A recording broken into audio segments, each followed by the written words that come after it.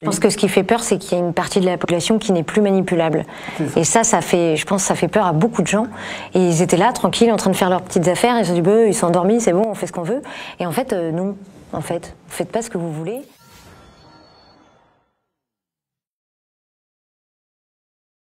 Dans les gilets jaunes, il y a des gens qui m'aiment pas. Il y a des gens aussi qui m'adorent, qui sont pas gilets jaunes.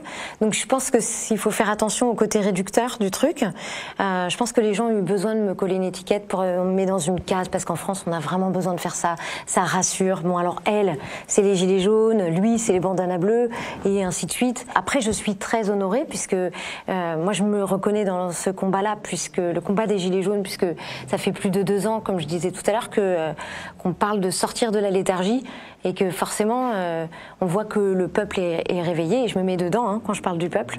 Et ben, oui, forcément, du coup, on est fiers de plaire aux...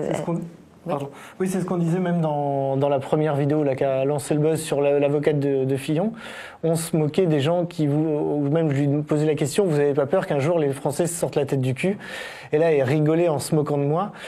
Et aujourd'hui que les gens se sortent la tête du cul, on ne peut pas ne pas être avec eux. Même il y a certaines choses, d'ailleurs je pense qu'on peut ouvrir un cabinet de voyance.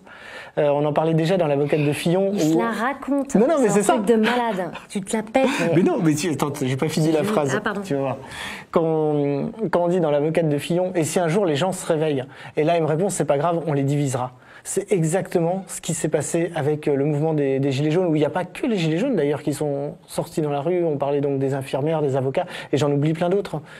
Juste se dire, en fait, sortir pour dire, écoutez, on est conscient de ce qui se passe, juste on se laisse plus marcher dessus. Oui. Et je pense que ce qui fait peur, c'est qu'il y a une partie de la population qui n'est plus manipulable. Et ça fait, je pense que ça fait peur à beaucoup de gens. Et ils étaient là, tranquilles, en train de faire leurs petites affaires. Ils se sont dit, bah, ils sont endormis, c'est bon, on fait ce qu'on veut. Et en fait, non. En fait, vous faites pas ce que vous voulez. Et il y a un système là pour l'instant qui n'est pas égalitaire, qui n'est pas juste et qui laisse des gens sur le trottoir.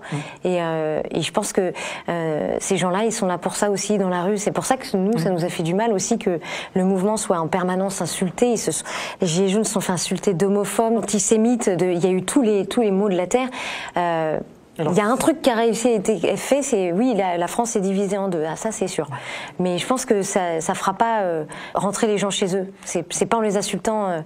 Voilà, je trouve ça inadmissible. Surtout qu'il y a encore un article là, qui est sorti à l'heure à laquelle on parle, c'est comme quoi 26 milliardaires détiennent plus que la moitié de la population. Ils sont 26, on est des milliards.